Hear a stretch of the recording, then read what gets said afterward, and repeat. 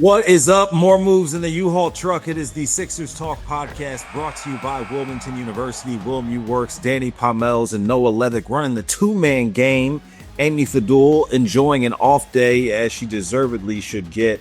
And our producer, Ben Berry, making things happen behind the scenes. We are proudly brought to you by Wilmington University, Wilmu Works. Listen, we do have a win to talk about. Let's continue to try to steamroll through the end of this season as the Sixers are 22-42 on the season, coming off a loss. Yes, Noah, the Atlanta Hawks were better than them without Trae Young.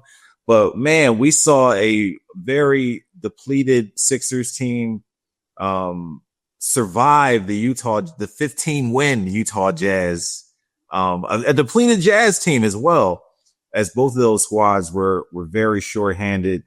But the Sixers sporting their 40th different starting lineup last night against the Atlanta Hawks, though. Man, it's been one of those seasons. That's hard to wrap your head around. 40 different starting lineups. And yeah, I was actually thinking back to that a little bit with the Jazz game, just because KJ Martin made his return. And oh, by the way, I so strange. It's so strange in that Utah Jazz jersey. And he was a member of this team's starting lineup, and they've gone through so many different iterations. The Jazz game was a strange one. Neither team on paper seemed like they were really pushing to win it, but someone had to win the game, and the Sixers gladly took the W in the end. But yeah, it's kind of the norm these days that they're very shorthanded. Of course, Paul George has been ruled out through tomorrow's game against Toronto with this left groin soreness. Tyrese Maxey remains out. So the Sixers are starless. Quentin Grimes has been the main attraction these days, and he helped them get that victory against Utah, along with some other good stuff from players off the bench, including Adem Bona's best game of his rookie year, and Lonnie Walker, the 4, scored 25. So some other bright spots for the Sixers, and it was just about enough to squeak by the Jazz, despite some late game shakiness and sloppiness, as you'd expect from a shorthanded young team, as the Sixers tend to be these days. I tell you, one of those moments, I had a moment last night that kind of summed up the status of things. When I was talking to this guy who went to the game, Noah, against the Utah Jazz, and you kind of start talking shop, and they're giving you their opinions about the Sixers and what they should do with Embiid and all this other stuff. But he's like, "Oh yeah, I was at the game, but they finally won one. They won by like 20 points." And I was like, they barely won that Jazz game. He was like, "No, I was at the game." He's like, they won by 20, and he left the game because they were up and didn't even check the results to see how it, of course, the Jazz game, they almost stole it at the end with some ridiculous coaching and timeouts and out of bounds plays and things like that. But he was so checked out that he went to the game, thought they won by 20 and left and didn't know that they barely won. So, that was one of those games you look up and it's like, oh, they're only up by 6 points now. Okay. Right. They actually lose this game. A lot hinged on an official's review of an out of bounds call where it looked like Jared Butler fumbled it out. The Sixers got a little lucky that it deflected off a Jazz player. There are a hardy bunch, I would say, sticking around to the final buzzer these days is how I describe it at Sixers games. And, that I would say, given what the Sixers are working with, that was a pretty entertaining game. As I said, I thought Adem Bona played great. 14, and 5 blocks. You don't see that every day from a rookie big man. And they put a pretty good product on the floor, again, with the big caveat of given what they're working with, which is a very shorthanded team pretty much night after night. And yeah, we're certainly in that stage where it's very logical to also keep an eye on those other results near the bottom of the standings. So notably last night, if you really would like the Sixers to finish as low as possible, it was a good one because they lost the game and the Lakers fell to the Brooklyn Nets. So now the Sixers and the Nets are both 22-42. And the Raptors beat the Wizards. So huge game in that race to the bottom situation tomorrow, because we've got the Sixers visiting Toronto. So a lot at stake there. Some might argue, but look, as we've laid out, Tankathon. top 6 protected pick. However, finishing with a bottom 6 record does not by any means guarantee the Sixers will get that pick, but it does, of course, increase their odds. So that is where we are at now. I think, to the Sixers' credit, the guys they're throwing out there are generally playing pretty hard, giving good effort. But, of course, when you're only playing 9 guys, as was the case last night, you're going to have a pretty good chance of losing to most teams in the NBA. And that does seem to be the state of things these days. The Sixers can squeak out some wins against teams like the Jazz, but just based on the talent level and the extent to which they're so undermanned, they're probably going to lose a decent chunk, you would think, of these final 18 games. Yeah, the inexperience. And I think the Raptors have the easiest schedule here down the stretch of all those teams vying for that position. The Sixers, almost a 35% chance of getting a top 4 pick as things currently stand, a little over 8% at getting the number 1 overall selection. Stranger things have happened, so worth talking. But as you said prior to us starting the podcast, that their best odds are to get the 7th pick, which would mean they would not get their first round selection. That would, as we have noted, it would mean they get like the 37th pick, but it would not mean that they get the 7th pick. It actually means 0 first round picks in this year's draft for the Sixers, which would of course be a pretty brutal outcome. So, man, a lot is hinging on May 12th, which is 2 months and 1 day from where we're sitting right now. Hey, you mentioned the Adem bonus stat, and 14, 14, and 5, I think was the numbers. He joined some rarefied company with those numbers of Sixers who came off the bench to record that many rebounds and blocks and points. Charles Barkley was on that list, and Julius Erving is on that list, bro. Mm-hmm. And our assignment editor, Pat Devlin, he pulled me to the side, like, bro, he was like, the Adem bonus stat, because he was having a good game last night against the Hawks. And he was like, the Adem bonus stat, Julius Erving is on that list. I was like, I saw that. And he was like, bro, I looked it up. And Doc came off the bench. Like he comes over in the ABA NBA merger. They put him on the bench for like the first 3 weeks. Like he comes off the bench, like the quintessential piece. You pay all this money. They end up going to the finals that year, but you got Julius Erving coming off the bench, putting up these crazy numbers. He looked that up. I thought that was crazy. We talked about it and laughed, and just NBA stuff, just That's weird. Funny. Yeah. I mean, look, I think Manu Ginobili is one of the first names that come to mind with quintessential 6 men. Maybe we should be throwing that Dr. J little stint in the mix there. But yeah, Bona, I think, is more a guy you think of being an off the bench sort of player, 2nd round pick. And Nick Nurse, had said a couple of days prior where we're probably going to play more. He's also indicated he will monitor the minutes of guys who have had a really heavy load this season, such as Yabusele, such as Oubre, who sat out last night with a sprained right ankle. So I think it's been eminently logical for a while that Adem Bona should be getting reps. And I think that was really encouraging. We see he's just got really strong shot blocking instincts, incredible bounce. Yeah. Nick Nurse has been critical at times of he needs to play extremely hard every second he's on the floor. In my eyes, he's exemplary with that. He runs up and down that court as hard as you can possibly imagine. Really likes to take the challenge of switching on to perimeter players defensively, loves to hunt down blocks, loves to chase down offensive rebounds, of which he had 7 in that game.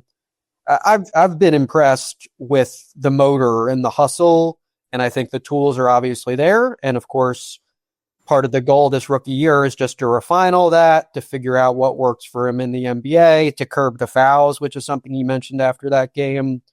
So he's, of course, going to try to make some progress with all that stuff in this final home stretch. And I thought the performance against Utah was just fantastic. He's the kind of guy where it's like hard to take your eye off him when he's on the court, just because he wants to be in the middle of the action. He wants to hunt down the ball, and he wants to play really hard for his team. So I think those are all qualities the Sixers hope he can keep building on over this little final stretch of games. Yeah, he has that rawness to him, which is just makes, I think, NBA scouts, coaches just salivate because they love molding a guy like that to try to build him into something.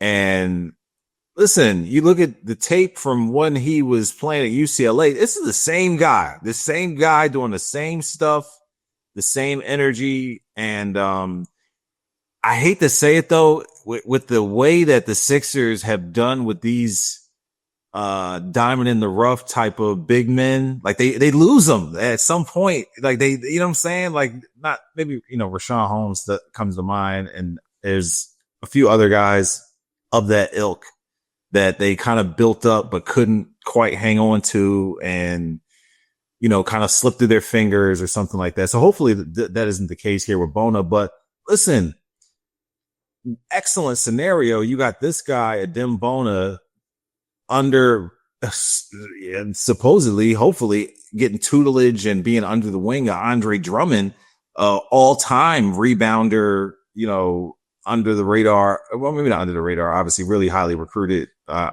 UConn and whatnot, but just a guy you wouldn't expect has amassed the career that he has put together. So I'm just saying that Adem Bona hopefully is getting some tutelage and trying to glean what he can from Andre Drummond. Yeah, absolutely. No, I mean, Drummond has talked about taking a lot of pride in being a mentor to him, being in his ear whenever he can. And I think, the rebounding that's the guy you want to look up to. And Bona said, like, with my athleticism, I've got to be a great rebounder. So he understands that that's an important component to his game. It was interesting, though. He was asked about his shot blocking and how he times blocks and the technique there. And he said, honestly, I don't look up to anyone specifically, but I take a little from someone like Giannis, who's so explosive and loves to chase down blocks. And he gave Drummond a shout out. He said Drummond's good at being, second off the floor, and not committing to blocks too early. But honestly, to me, it sounds like he has a lot of justified self-belief in just his own instincts as a shot blocker. But I think at his core, he's someone who's really hungry to learn. And Drummond, to his credit, has been eager to teach. So I think that's been a nice relationship there. And then, of course, you've got Joel Embiid, who is not playing these days, but is on the bench, and also, a fan of Adem Bona's and wanted to see him do well. And honestly, Joel Embiid's uncertain status moving forward, I think, makes it a little more important that the Sixers do well with that whole backup big man situation. And, they would love to have a young big man who is able to be a playoff contributor in the years ahead. I think that would be a great outcome here. Oh, man. So the Sixers draft Jared McCain. They find Adem Bona, but the season just has gotten away from them. Hopefully, man, it's just building blocks for the future. Just painful to endure what they're going through this year with the 76ers. And it's something that's, I don't know, man. It's just it's tough to wear your Sixers gear to me sometimes when the team is like that, because you can't even build a great argument. You bump into a Celtics fan or a fan of another team. You can't even wear your stuff with pride at this time. But let's take a time out here in the Sixers Talk podcast. We are burying the lead, of course. We will get to Quentin Grimes and his marvelousness, as well as some other interesting things going on with the 76ers team. But let's show some love to our title sponsor, Wilmington University. Wilmington University, always there for us. Get to know Wilmington University at its virtual open house and all things Willview. Hey, much love to our title sponsor, Wilmington University. Learn how you can apply prior credits and experience toward your degree at Wilmington University's virtual transfer and degree completion day on Wednesday, March 26th. Details at wilmu.edu/transfer day. All right, back here in the Sixers Talk podcast, and Quentin Grimes has been fun to watch, and man, the shiftiness, the footwork, the on ball determination and doggedness he shows getting to the rim, finding shots. He hit a fadeaway on the far side of the court that he was bottled up by the defender, but the footwork took him into the step back, and he's got the dribble moves. He's got the Tyrese Maxey, James Harden, pitter patter. Like I don't know what to say, man. I mean, this is what I can say. No, I can say that in the month of March, Quentin Grimes, 25.7 points, 5.2 rebounds, 4.8 assists, 2.0 steals, shooting 54.7% from the floor, 41.3% from three in 6 games in the month of March. I mean, that's incredible efficiency given what he's been asked to do on a team that has, no healthy stars right now. And last night, largely thanks to the fourth quarter where the game was out of reach, but still 35 points on 25 shots. And he didn't take a free throw until late in the fourth. And as he said, a lot of those were difficult, tightly contested shots that he had to just generate out of thin air. So yeah, I think the moxie has been really impressive too, outside of all the skill. Like, he wasn't kidding when he said he believes in himself to be a lead ball handler and to sort of take a larger load for his team. So that confidence level is really high. And I think with more reps, it's only going to grow. I think, with all these minutes, we have seen, of course, little warts in his game, but you remember he's only 24 years old. So I think the Sixers will hope he's a still developing player, and they can iron some of the rough spots out and keep growing some of the encouraging aspects of his game. I will say he just fouls jump shooters way too much. That's probably one of the first things that comes to mind. Getting his hand caught in the cookie jar a little too much. Just like very unnecessary, overzealous fouls, which has been a theme for this team. Which, they've been good at forcing turnovers, but they've fouled way too much. But he does play hard defensively. That's a great initial box to check. Clearly has, good lateral quickness. Has I think a decent feel for opposing players' tendencies, as evidenced by, those high steal numbers. So, to his credits, it's not just been offense. He's cared about playing both ends of the floor, but the offense stands out above all. I mean, that's 60 points in this back-to-back on pretty darn excellent efficiency without any stars. So, yeah, another deserved hat tip to Quentin Grimes, and he's been the lone bright spot in some of these games, and hasn't really, looked discouraged by a dismal situation that he stepped into. He's just been like, yeah, awesome. I get to show what I can do. Let's get to it and let's get some buckets here.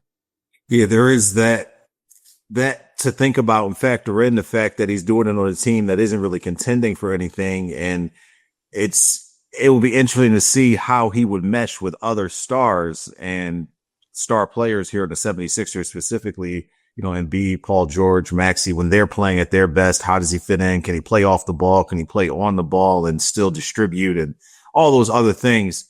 And he's a restricted free agent coming up this offseason. So it is in his best interest to be playing at this level at this time when this moment presents itself. Along with him, though, Kelly Oubre has been a good running mate. We didn't get to see Oubre because of the sprained ankle, but it's interesting with the pecking order of what the Sixers might do here in the off season with some of these contracts. And Grimes is playing in a way that makes you, regardless of what they thought they might have had, what they do have right now is, I'm sure, giving them some consideration of who they want to prioritize in the off season. Definitely a little early to be considering this, but you got to think the Sixers have to think about bringing him back, whether it was in their plans or not. Like, at this point, you got to see what he's putting on display and take it seriously. Oh yeah. I mean, I don't think they acquired him assuming, it's just going to be a rental. It's just going to be a brief stint here in Philly. I think part of the appeal was, as Daryl Morey said, the goal of being a younger team after the deadline and having someone you could build with moving forward. So I think, they traded for him because they thought he was a good ascending player who could fit well here. And I think that impression has absolutely only been strengthened. But it is true. There are probably going to be some tough decisions ahead in free agency where it's like, well, we feel good about multiple internal free agents, but you can't bring back everyone. And I think Quentin Grimes has made it extremely obvious that he should be a priority to bring back in free agency. No question about that. Awesome to watch and a fun player for sure. Grimes 6'4", Maxey about 6'3". Kelly Oubre, Gershon Yabusele. I'm just naming guys who I feel like have had seasons that make you feel like they could be part of the future and what the Sixers might do. Where do you have the pecking order on Oubre, Yabusele, Grimes? How would you shuffle those guys? Yeah, I mean, I'm not sure it'll necessarily play out like, one or the other. One of the yeah. Right, but no, it's quite possible. It's not viable to bring everyone back. Oubre does have a player option, so in his hands to some extent. For me, it's got to be very important to bring back Gershon Yabusele. I think in part because you don't know what is next with Joel Embiid, and Yabusele, though he's no sterling rim protector, has shown he can step in there and be a good replacement center. In addition to, I think, some encouraging stuff when he got opportunities to play next to Embiid, their high-low game at the 4 and 5, and I think Yabusele looks awfully comfortable being a power forward in lineups with Embiid. But yeah, for me, like Quentin Grimes in restricted free agency, that has to be like at or near the very top of the Sixers list. I mean, because this is a player where I think when the Sixers acquired him, they assumed he was a good fit, that he would step into a role here, that he could start some games, he could be effective off the bench. Now he's looking like a guy where when you're envisioning the future of this team, he's arguably one of the first few names that should come to mind. Tyrese Maxey, Jared McCain. I don't think Quentin Grimes comes too far after that when you're talking about a 24-year-old who can be, slot in there for you both on and off the ball, who I think quite importantly is a comfortable and capable catch and shoot player, who's a pretty good defender and has room to grow. That like Quentin Grimes needs to be at or near the top of the list. I don't know exactly how I'd stack it up, but I feel comfortable saying that at a minimum. That's nice, man.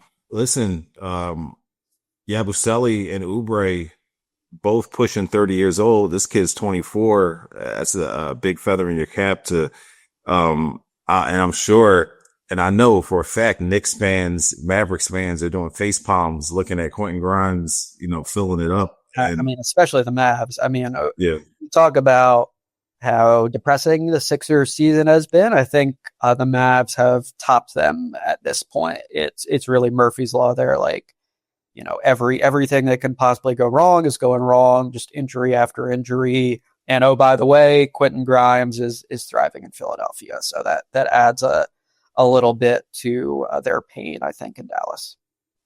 Speaking of Gershon Yabusele, this is a little curveball for you, Noah. And we got to see Zachary Riouche. The French contingent was strong in the reporter room. People wanted to speak to them. We got a couple of French questions. I mean, like 6 in a row at one point, just with the French accent in French, with the whole 9. Did you pick up on that, listening to the post-game stuff, or did you hear any of that? Yeah, I mean, I guess there's always interest in top prospects. And yeah, the French contingent tends to travel well. Like whenever Victor Wembanyama comes to Philly, he always brings a crowd. I know Nico Batum had some reporters who would travel on the road. Here's got a Nick Batum question. He got a Nick Batum question. Nick Batum? I mean, Nick Batum is a French national team legend, like legitimately. So, the French love their basketball and nearly, gave the U.S. a good game in the gold medal game this year. All right, guys. We appreciate you listening and watching. We soldier on here on this Sixers season. A big one, Noah. The Raptors and Sixers coming up here next. It will be fun to see how things turn out. We are brought to you by Wilmington University. Wilmu Works. Check out Noah Levick's work on NBC Sports Philadelphia.com. For Ben Berry, I'm Danny Pommells. We'll see you next time.